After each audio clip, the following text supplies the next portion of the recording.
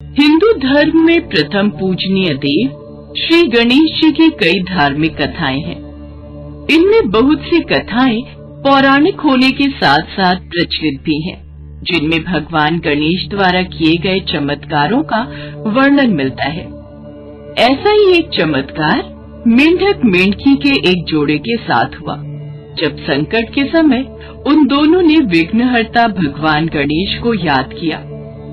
एक समय की बात है, एक तालाब में मेंढक और मेंढकी रहते थे।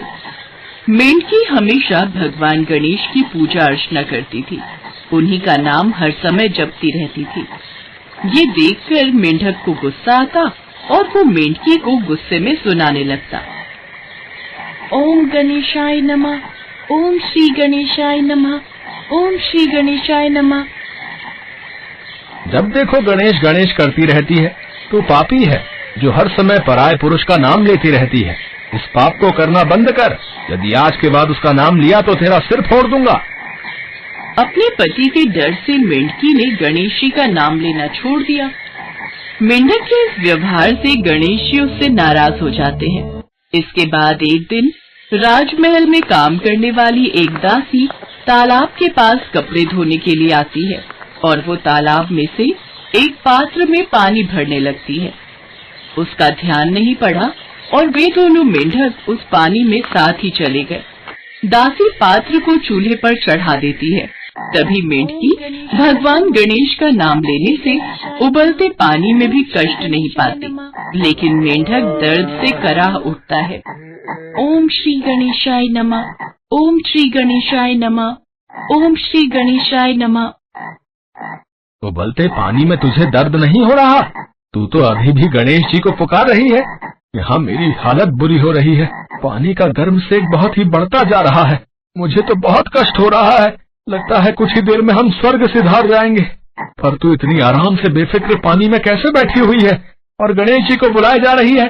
क्या तुझे इस गर्म पानी में कष्ट नहीं हो रहा? नहीं, मुझे बिल्कुल भी कष्ट नहीं हो रहा। मेरे साथ गणेश जी का आशीर्वाद है।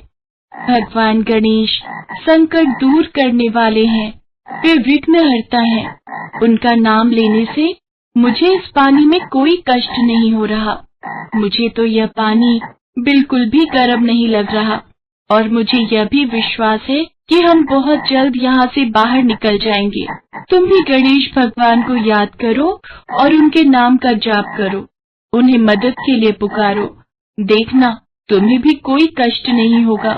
वे हमारी रक्षा करेंगे और हमारी जान बचा लेंगे।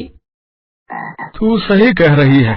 मैंने आज तक तुझे हमेशा गणेश जी का नाम लेने के लिए क्रोध किया, पर मैं उनकी शक्ति को देख सकता हूँ। हाँ, मैं भी गणेश जी को याद करता हूँ। मैं भी तेरे साथ उनके नाम का जाप करूँगा। और फिर मेंढक भी मेंढकी के साथ गणेश जी का नाम लेने लगता है। इससे गणेश जी प्रसन्न हो जाते हैं। कुछ देर में ही दो सांड लड़ते हुए वहाँ पहुँचते हैं और चूल्हे पर चढ़े पानी के पात्र को गिरा देते हैं, जिससे मेंढक व मेंढकी दोनों उस संकट से मुक्त होकर वापस तालाब में चले जाते हैं। देखा, मैंने कहा था ना, गणेश जी के नाम में बहुत शक्ति है। जो कोई भी भक्त संकट के समय उन्हें पुकारता है तो वो मदद के लिए जरूर आते हैं। इसीलिए हमें हर समय भगवान गणेश के नाम का जाप करते रहना चाहिए, ताकि हमारे ऊपर कोई संकट आने से पहले ही टल जाए और हमारे ऊपर भगवान गणेश का आशीर्वाद बना रहे। तू ठीक कह रही है भाग्यवान। मैं ही गलत था जो तुझे उनका नाम लेने से रोका। अब मैं वादा करता हूँ, मैं भी तेरे साथ भगवान गणेश के नाम का जाप किया करूँगा। ओम श्री गणेशाय नमः। ओम श्री गणेशाय नमः। मेंढक और मेंढकी दोनों की जान बच गई। दोनों बहुत खुश थे। दोनों भगवान गणेश को धन्यवाद कहते हैं। उस दिन से मेंढक भी मेंढकी के साथ भगवान गणेश की पूजा अर्चना करने लगा। ये सत्य है, भगवान गणेश को विघ्नहर्ता इसीलिए कहा जाता है क्योंकि वो सभी विघ्नों को दूर करने वाले हैं। भगवान गणेश प्रथम पूजनीय होने के साथ साथ सभी विघ्नों को दूर करते हैं।